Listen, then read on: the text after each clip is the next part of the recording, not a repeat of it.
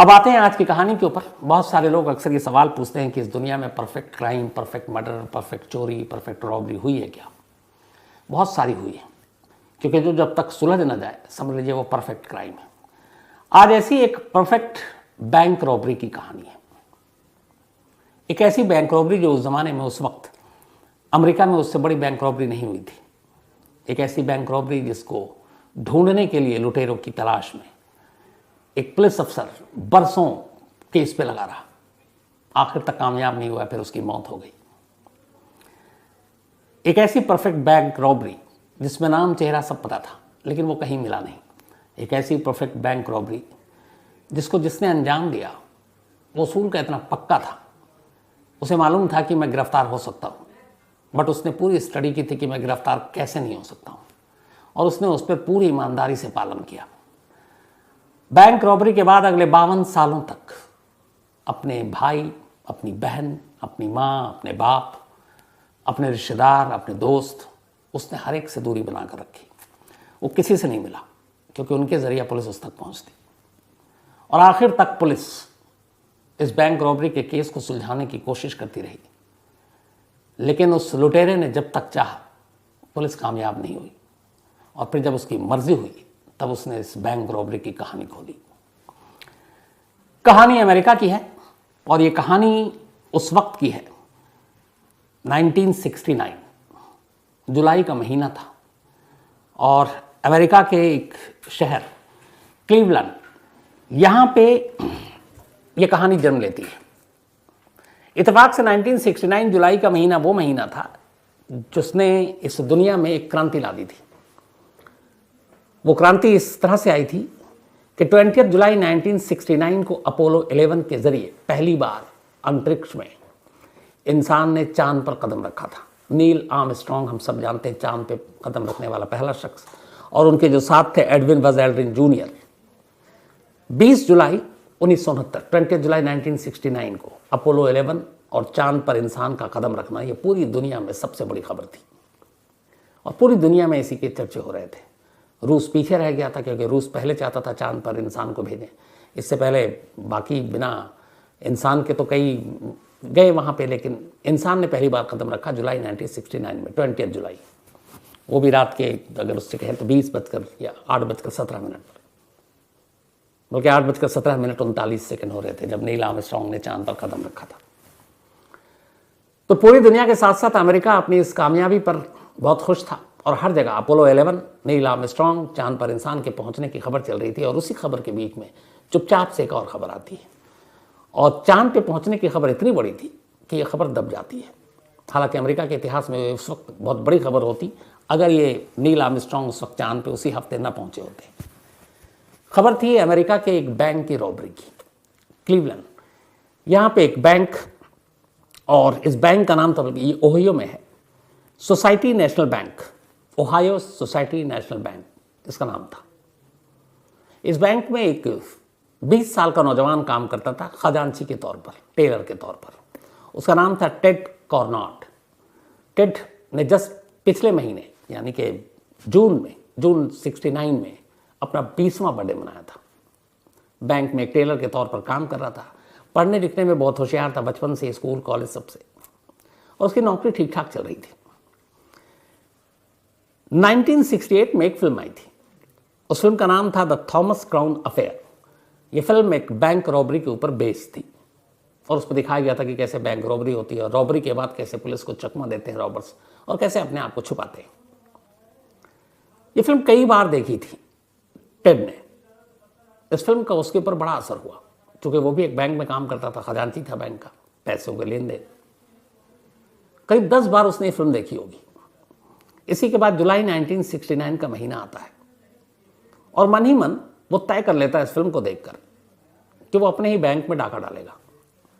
लेकिन इस फिल्म से ही इंस्पायर होकर उसने कई चीज़ें की, बहुत उसने रैकी की, हर एंगल से सोचा। जैसे मनी हाइस्ट आपने देखी होगी कि पकड़े जाएं तो ये करना, बच जाएं तो ये करना, क्राइम के बाद ये करना है।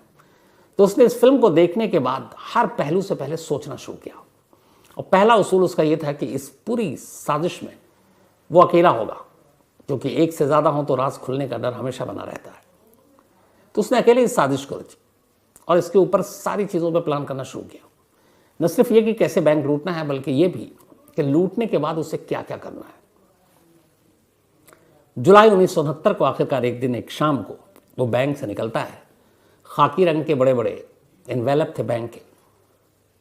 वो एनवेलप लेकर वो बैंक से बाहर आता है। फ्राइडे का दिन था उस दिन, सैटरडे और संडे बैंक बंद होता है। तो बैंक जैसे ही बंद होने वाला था, वो बड़े बड़े एनवेलप, और इससे कुछ दिन पहले से वो लगातार कुछ एनवेलप लेकर निकल रहा था बैंक से। तो एक दो बार जो गार्ड और सिक्योरिटी होते हैं, तो उन्होंने एनवेलप के बारे में पूछा भी, देखा भी, तो उसमें कुछ अखबार, कुछ पेपर्स, वेस्ट पेपर ये होते थे। तो उन्हें पता था कि ये वेस्ट पेपर ले जाता है, पढ़ने लिखने वाला लड़का है, नौजवान है। कुछ बुक्स होते थे, वो ले जाता था पुराने। तो लगातार कुछ खाकी रंग के लिफाफे लेकर जाया करता था। फ्राइडे जुलाई 1969 की ऐसी एक तारीख पर भी वो ऐसे ही बड़े बड़े लिफाफे लेकर बैंक से निकला, घर पहुंचा। शाम को बैंक बंद, सैटरडे संडे बंद, मंडे सुबह बैंक खुला। बैंक के मैनेजर ने जब वॉल्ट में जाकर, जहां सारे पैसे होते हैं, शुरू किया कि अब लोग आएंगे कस्टमर, तो मैनेजर के पैरों तले से जमीन खिसक गई। पैसे थे नहीं तिजोरी में, खाली थे।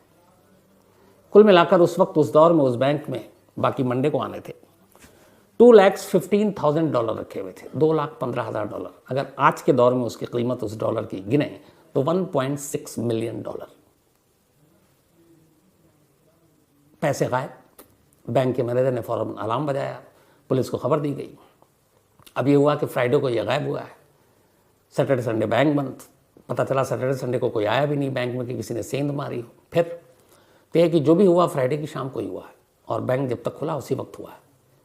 तो अब ये भी है कि किसी अंदर के आदमी का हाथ होगा। अब सारे बैंक स्टाफ को एक एक करके बुलाया गया, उनसे पूछताछ शुरू हुई। पूरा का पूरा बैंक स्टाफ बैंक के अंदर मौजूद था सिवाय एक के, और वो था टेड कॉर्नॉट, 20 साल का नौजवान। वो गायब और बिना बताए हुए, और वो इससे पहले कभी ड्यूटी से गैर हाजिर नहीं होता था। बैंक मैनेजर, बाकी लोग उसके घर पहुंचे, वहीं जहाँ पे उसने किराए पर ले रखा था, वहाँ ताला लगा हुआ था। अब वो अगले दिन भी नहीं आया। 2-3 दिन जब बीत गए तो फिर पुलिस को भी पूरा शक जो है यकीन में बदल गया कि इस बैंक रॉबरी के पीछे टेड कॉर्नॉट का हाथ है, क्योंकि वो खजांची था, उसकी पहुंच वहाँ तक थी, और बिना खून खराबे के करीब $2,15,000 लूट लिए गए थे। और फिर कड़ियाँ जोड़ी गई तो पता चला कि हाँ, जो विटनेस गार्ड ने बताया कि वो बड़े बड़े लिफाफे थे खाकी रंग के, बैंक के ही, और वो कुछ दिनों पहले से इस तरह के लिफाफे लेकर जाता था। तो जुड़ गया कि वो एक प्लान बना रहा था। अब खैर इसके ऊपर एक टीम लगाई गई। अब टीम इधर ढूंढ रही है, टेड गायब। एक खास अफसर जिनका नाम एलियट था, उनको ये काम दिया गया। वो मार्शल थे कि तुम इस केस को सॉल्व करो। अब हर जगह उसके फैमिली वाले, उसके दोस्त, उसके स्कूल कॉलेज के दोस्त, हर एक तक पुलिस की पहुंच बनी, लेकिन पता चला कि टेड ने किसी से कांटेक्ट ही नहीं किया। इधर टेड इस बैंक चोरी के बाद वहां से निकलता है, और निकलने के बाद इस शहर को छोड़ देता है। इस शहर को छोड़ने के बाद वो सबसे पहले पहुंचता है वहाँ से वॉशिंगटन डीसी। वॉशिंगटन डीसी जाने के बाद फिर वहाँ से जाता है लॉस एंजलिस। फिर वो अपनी एक गर्लफ्रेंड को लेटर लिखता है, अलग अलग शहरों से लेटर लिखा, तो फिर वो शहर छोड़ देता है, फिर दूसरे शहर को छोड़ देता है। इसके बाद एक लेटर जो है वो ये लिखता है, और उसमें इस तरीके से था, उसने कुछ जानकारी मांगी कि शायद उसे गलत जानकारी थी कि स्टैचू ऑफ जो लिमिटेशन एक्सपायर्ड होता है, मतलब किसी एक गुनाह के लिए, जैसे कई जगह पे 20 साल तक अगर मुजरिम नहीं पकड़ा है तो फिर उसकी गुनाह को माफ़ी मिल जाती है। तो उसे ये था कि अमेरिका में 7 साल ही है, 7 साल के बाद अगर पुलिस पकड़ती है तो फिर उस पर वो जुर्म नहीं चलेगा, मुकदमा नहीं चलेगा। लेकिन फिर उसे अचानक एहसास हुआ कि नहीं, वो 7 साल वाला चीज़ बदल गई यहाँ पर, वरना वो सोच रहा था कि सामने आ जाए। जैसे ही पता चला फिर वो गायब। अब वो गायब, इधर पुलिस ढूंढ रही है। धीरे धीरे वक्त बीतता जा रहा है, दिन महीने में बदले, महीने साल में। 1969 को ये हादसा हुआ था, ये डकैती हुई थी। उसके बाद 70, 71, 72, 75 कोई सुराग नहीं मिल रहा। करते करते लगभग 40-50 साल बीत गए, लेकिन न ये केस सुलझा, न टेड कॉर्नॉट जो है वो पुलिस के हाथ लगा। एलियट इस दौरान में उसके पीछे पड़े रहे। उन्होंने मिशन बना लिया, जो मार्शल थे इस केस के आईओ, कि उसे ढूंढ कर रहेंगे। उन्होंने लगभग पूरा अमेरिका छान मारा, हर स्टेट तक घुमाए, कई जगह से खबर मिलती, उसके जैसा एक चेहरा दिखाया, पर फायदा नहीं होता। और आखिरकार 2020 में उनकी डेथ हो गई। बस एक सपना, एक ख्वाहिश उनकी अधूरी रह गई कि वो इस केस को सुलझा सके और उसको पकड़ सकते।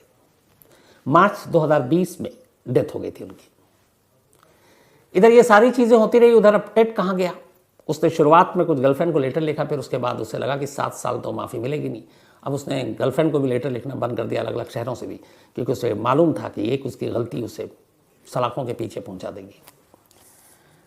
अब इस दौरान में उसने 1970 में, जनवरी का महीना था, वो एक शहर में पहुंचता है और वहाँ जाने के बाद वो वहाँ की जो अमेरिका की सोशल सिक्योरिटी एक नंबर होता है, तो उसके एडमिनिस्ट्रेशन के दफ्तर पहुंचता है और वहाँ जाकर एक नए नाम से सोशल सिक्योरिटी नंबर हासिल कर लेता है। उम्र अपनी 2 साल बड़ा लिखा था जो उसका ओरिजिनल था। इस बैंक रॉबरी के ठीक 1 साल के बाद थोड़ा सा उसने अपना हुलिया बदल रखा था और नए नाम से जो वो नंबर लेता और उसने अपनी नई पहचान बना ली थी। अब वो टेड कॉर्नॉड नहीं था, बल्कि उसने अपना नाम रखा था थॉमस रैंडल। थॉमस रैंडल के नाम पर उसकी नई सोशल सिक्योरिटी नंबर मिल गई, जिसके ज़रिए वो लोन ले सकता था, बैंक में खाता खोल सकता था, मतलब अब वो सब कुछ कर सकता था। ये हो गया, उसका धीरे धीरे वक्त बीता। फिर 1980 में, 69 में ये सब कुछ हुआ था, करीब 11 साल बाद इसने शादी की एक लेडी से जिसको ये पहले नहीं जानता था। हुआ ये कि जाने के बाद अब इसने एक गोल्फ के ग्राउंड पे एक नौकरी करनी शुरू कर दी, तो वहाँ असिस्टेंट गोल्फर के तौर पर यह काम करता था। फिर धीरे धीरे इसने जब नौकरी की तो गोल्फ का शौक था, गोल्फ भी खेलने लगा और अच्छा खासा गोल्फ खेलता था, कई छोटे मोटे टूर्नामेंट भी जीत लिए इसने। फिर गोल्फ के साथ साथ इसने जो कारों का कारोबार होता है, कार के डीलर के तौर पर, उसने वो भी नौकरी कर ली और इसकी ज़िंदगी एकदम ठीक ठाक चल रही है। थोड़ा सा हुलिया बदला और नाम पूरा बदल चुका है, लेकिन एकदम मामूली और साधारण ज़िंदगी गुजार रहा है। पैसे करोड़ों रुपए हैं इसके पास, लेकिन इसने कभी ये जाहिर ही नहीं किया कि उसके पास इतने पैसे हैं। एक आम इलाके में एक आम सा घर लेकर अपनी बीवी के साथ रहता और ये इस तरह से नौकरी करता। जो इसने उस फिल्म के ज़रिए सीखा था वो यही था कि डकैती या बैंक लूटना उतना मुश्किल काम नहीं है, बल्कि लूटने के बाद उस चीज़ को पचाना और ख़ुद को बचाना वो ज़्यादा चैलेंजिंग है, और एक गलती से वो सारा भेद खुल सकता है। उसने उन सारे पैसों के रहने के बावजूद आलीशान ज़िंदगी नहीं जी। हाँ, ज़रूरत के हिसाब से खर्च करता रहा, लेकिन एक आम आदमी बनकर रहा, एक आम हस्बैंड बनकर रहा। फिर उसकी 2 बेटियां हुई और ये सब कुछ ज़िंदगी में चलता रहा। और उसकी बीवी को, उसकी बेटियों को उसके बारे में कुछ पता नहीं, ये तक पता नहीं कि इसका असली नाम टेड कॉर्नॉड है। वो उसे थॉमस रैंडल के नाम से ही जानते थे। ये सारी चीज़ें चलती रही, करीब 52 साल गुजर गए। 2021 नवंबर आ गया। 2021 नवंबर में जब इसकी उम्र करीब 72 साल थी टेड की, तो इसे लंग कैंसर हो गया। और अभी इसको तमाम लोग हमेशा एक नहायत शरीफ इंसान मानते थे, बल्कि जिस गोल्फ कोर्स में ये काम करता था, वहाँ पे असिस्टेंट उसके खेलता था, वहाँ एक FBI के एजेंट आते थे और उनके साथ इनकी बड़ी गहरी दोस्ती हो गई थी और वो भी इसे जानते थे। लेकिन उन्हें मालूम नहीं था कि ये एक अमेरिका के इतिहास की एक बड़ी बैंक रॉबरी का यही इकलौता गुनहगार है। तो ये सब कुछ चलता रहा। 52 साल बीत गए। इन 52 सालों में उस केस को सुलझा नहीं पाया कोई। अब 72 साल की उम्र हो गई टेड की, डेथ बेड पर पड़ा हुआ है, बीवी और बेटी पास में है। डॉक्टरों ने एक समय दे दिया है कि बस इतने दिन है, वो समय करीब आता है और अब ये है कि उसकी मौत कभी भी हो सकती है। लेकिन वो इंतज़ार कर रहा था कि जब बिल्कुल मौत के दहाने पर पहुंचेगा तब वो कुछ बोलेगा, और आखिरकार वो घड़ी आ गई। नवंबर 2021 में वो अपनी बीवी को अपने पास बुलाता है और कहता है कि मेरा नाम थॉमस रैंडल नहीं है, मेरा नाम टेड कॉर्नॉड है, और मैं पहले एक बैंक में काम करता था और फिर उसी बैंक से मैंने अराउंड $2,15,000 लूटा था, और उसके बाद फिर मैं इधर उधर शहर शहर भटकता रहा, और अब मैं यहाँ हूँ। तुमसे शादी की, तुम्हें भी अपना सच नहीं बताया, अपनी बेटियों को भी नहीं बताया, यहाँ तक कि अपने माँ बाप को नहीं बताया, मेरे 3 भाई हैं उनको नहीं बताया। तो किसी को मेरा सच नहीं मालूम है, उस वजह से कि अगर मेरा सच आम हो जाता तो फिर पुलिस मुझे पकड़ लेती। ये कहने के बाद टेड की मौत हो गई। मौत होने के बाद बीवी खामोश थी अब कि क्या बताए, किसको बताए। ज़माने को भी अभी तक कुछ खबर नहीं है। लेकिन हुआ क्या कि चूँकि ये गोल्फ खेलता था और गोल्फ कोर्स में काम किया, नेचर का बहुत अच्छा, हर इंसान मानते थे थॉमस रैंडल को एक बेहतरीन इंसान। तो जब थॉमस की मौत की खबर आई तो उसकी याद में एक श्रद्धांजलि सभा रखी गई, और उस श्रद्धांजलि सभा को रखने के लिए अखबार में जैसे होता है ना उठावला और ये सारी चीज़ें, एक ऐड छपा। उस ऐड में बस गलती ये हुई कि फैमिली की तरफ से थॉमस रैंडल की करीब 40-45 साल पुरानी एक तस्वीर अखबार में दे दी गई। अब वो एक श्रद्धांजलि सभा की तस्वीर है, नाम है थॉमस रैंडल, अखबार में छप गया। उधर अखबार में छपा, इधर जो पुलिस की टीम अब तक इस केस को सॉल्व नहीं कर पाई थी, और हर हफ्ते इसकी रिव्यू मीटिंग भी होती थी अनसॉल्व केसेस की, उनमें से उस जमाने के एक सीनियर पुलिस अफसर एलियट की तो डेथ हो गई थी। उनकी नज़र इस ऐड पर पड़ी और उन्हें लगा कि ये तस्वीर कहीं देखी है, तो अपने रिकॉर्ड से डेटा से निकाला कि ये तस्वीर कहाँ देखी है, और जब निकाला तो ये मैच कर गया टेड कॉर्नोट से कि वो शख्स है जिसने 1969 जुलाई में एक बैंक लूटा था। इसके बाद पुलिस की टीम पहुंचती है घर पर। वहां जाने के बाद फिर उसके सारे रिकॉर्ड्स खंगाले जाते हैं, वो सारी चीज़ें मैच करती हैं। फिर उसके फैमिली को खबर की जाती है। माँ जो है वो जिंदा नहीं थी, लेकिन भाई लोग बड़े खुश होते हैं क्योंकि उन सब ने मान लिया था कि टेड की मौत हो गई और इसीलिए वो अपने परिवार से दूर है। 52 साल हो गए, कोई रिश्ता नहीं रखा उसने। लेकिन ऐसा होता नहीं है। जब बाद में उन्हें पता चला कि नहीं, उसने 52 साल वो जिंदा रहा और बड़ी अच्छी ज़िंदगी जी, तो वो खुश होते हैं। तो खैर, इस तरीके से एक श्रद्धांजलि सभा की तस्वीर के ज़रिए फिर पुलिस वहाँ तक पहुँचती है। जब पुलिस पहुँचती है तो थॉमस रैंडल की वाइफ बताती है कि मरने से पहले उसने अपना जुर्म कबूल किया, उसने बताया था। लेकिन वो पैसे कहाँ गए ये किसी को नहीं मालूम, न मिला। फिर अमेरिकी पुलिस की तरफ से एक बयान जारी किया गया कि 1969 के उस बैंक रॉबरी के केस को हमने सुलझा लिया। उसको लेकर ट्वीट भी किया गया जिस पे बड़े सारे लोगों ने कमेंट्स किए कि आपने क्या सुलझाया। उस मरते हुए शख्स ने खुद ही ये कबूल किया। अगर वो कबूल ना करता तो आपको पता भी ना चलता। तो आखिरकार 52 साल तक जो एक राज था, शायद वो कभी ना खुलता अगर मरने वाले ने खुद ना बोला होता।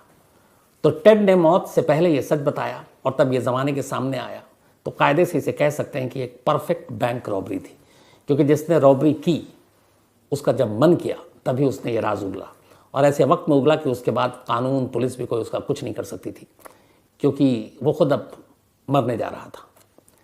तो मौत हो गई, लेकिन 52 साल में इसके बाद ये केस अब हमेशा के लिए क्लोज कर दिया गया। लेकिन वो पैसे कहाँ गए, उसका इस्तेमाल कैसे किया टेड ने, किन किन लोगों पे खर्चा किया, ये आज भी एक राज है।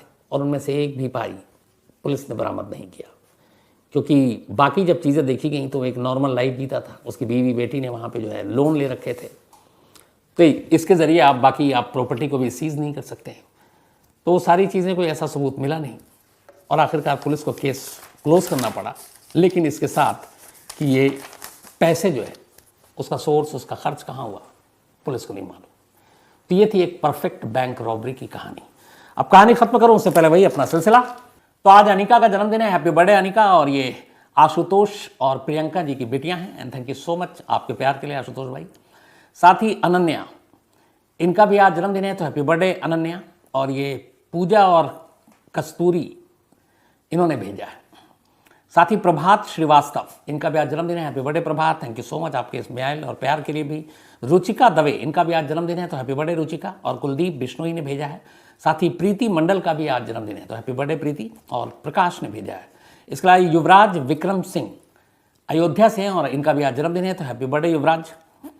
साथ ही नेहा भाइक, इनका भी आज जन्मदिन है, तो हैप्पी बर्थडे नेहा। और ये अश्वनी की बिटिया हैं और 15 को था इनका, तो belated happy birthday Neha. And 12th का एग्जाम भी है, तो ऑल द बेस्ट, अच्छे से पढ़ाई करो, मेहनत करो। साथ ही अमन सक्सेना और उन्नति सक्सेना, इन दोनों का भी आज जन्मदिन है, तो आप दोनों को बहुत बहुत बधाई, अमन जी और उन्नति। और ये मंगल सक्सेना ने भेजा है। इसके अलावा सुलोचना अधिकारी का भी आज जन्मदिन है, तो हैप्पी बर्थडे सुलोचना जी। और ये सूरज हैं, उन्होंने भेजा है न्यूयॉर्क से, बल्कि इनका 16 को था, तो बिलेटेड हैप्पी बर्थडे सुलोचना जी। गणपत चौधरी, इनका भी जन्मदिन है, गुजरात से हैं, हैप्पी बर्थडे गणपत भाई। साथ ही सनम श्रवण, सुशांत सिंह राजपूत केस में अपडेट किया, अभी तक कोई अपडेट नहीं है। सीबीआई के पास वही फाइल पड़ी हुई है, धूल छाट रही है, धूल मतलब फांक रही है। और देखिए कब सीबीआई देती है इसको खोलकर कि इसमें क्या है। सुहेल शेख, भिवंडी से हैं, थैंक यू सो मच आपके मेल के लिए। इसके अलावा अशरफ लखानी, और ये इस वक्त हैदराबाद में हैं शायद, इन्होंने कुछ लिखा है अशरफ लखानी साहब ने। नहीं, इन्होंने ये कहा है, लिखा है कि जब किसी केस का फैसला होता है तो लोग लोअर कोर्ट के बाद फिर हाई कोर्ट, फिर सुप्रीम कोर्ट, तो लोअर कोर्ट को हटा दें या तो सीधे हाई कोर्ट जाएं या फिर सीधे सुप्रीम कोर्ट। तो ऐसा दस्तूर है नहीं। हमारे यहाँ 3 तरह के कोर्ट हैं। मुकदमे की कार्रवाई हमेशा लोअर यानी निचली अदालत से शुरू होता है, फिर उसके फैसले के खिलाफ आपकी मर्जी हो तो आप हाई कोर्ट जाएंगे, और उसके फैसले के खिलाफ सुप्रीम कोर्ट। तो आपको इन 3 अदालतों के चक्कर किसी भी केस में काट नहीं पड़ेंगे। और उसकी वजह ये भी है कि एक अदालत से गलती हो सकती है, 2 से हो सकती है, बट हो सकता है तीसरी सुधार दे। अब कई लोग कहते हैं तीनों ही गलती कर देता है, तो उसमें बारे में मैं क्या कह सकता हूँ। लेकिन बनाया इसीलिए गया है दस्तूर, और मुझे लगता है सही भी है कि अलग अलग अदालतें हैं, ताकि अगर एक से गलती हो तो दूसरा उसको सुधार ले। डॉक्टर करण अरोड़ा, अंकिता भंडारी केस में क्या है, अभी तक कुछ अपडेट नहीं है। जैसी होगा मैं आपको ज़रूर दूंगा। विकास सक्सेना ने कहानी की फरमाइश की है। इसके अलावा अक्षय बालापुरे, ये एक किसान हैं और अकलूज से हैं, महाराष्ट्र से, और इन्होंने कहा कि मैंने सारी कहानियाँ सुन ली। पहले मैं 5-5, 6-6 सुनता था, अब सारे एपिसोड पूरे हो गए और अब मैं डेली एक ही कहानी सुन पाऊँगा, क्या करूँ। तो अब मेरी मजबूरी है कि एक ही कहानी सुना पाता हूँ अक्षय भाई, तो इसी से काम चला लीजिए आप, बाकी काम पे ध्यान दे दीजिए। और कभी मौका मिला तो आपसे ज़रूर मिलने आऊँगा उधर आपके खेत में, तो पता भी आप भेज दीजिएगा मेल पे। इसके अलावा मिनहाजुद्दीन बारभिया हैं, और ये फ़िलहाल वैसे असम के हैं लेकिन हैदराबाद में रहते हैं, और इनके तमाम दोस्त भी कहानियाँ सुनते हैं। तो मिनहाजुद्दीन साहब, थैंक यू सो मच आपके इस प्यार के लिए, और अपने तमाम दोस्तों को भी मेरा शुक्रिया, थैंक यू बोलिएगा। साथ ही मोहम्मद एमाल शम्स, यह अफ़गानिस्तान से हैं, और thank you so much Emal Shams साहब आपके इस मेल प्यार के लिए, और ऊपर वाले से यही दुआ है कि आपके फादर हमेशा अच्छे रहें, सेहतमंद रहें। एक और हमारे सांगा देव भाटीकरे जी, ये और इनके बेटे दोनों साथ कहानी सुनते थे, और मुझे बड़ा अफसोस है आज ये जो इन्होंने मेल भेजा है। लास्ट टू लास्ट संडे शायद इनके बेटे की डेथ हो गई, शुभम नाम है, और वो इन्होंने कहा कि कई बार हम लोग साथ कहानी सुनते थे।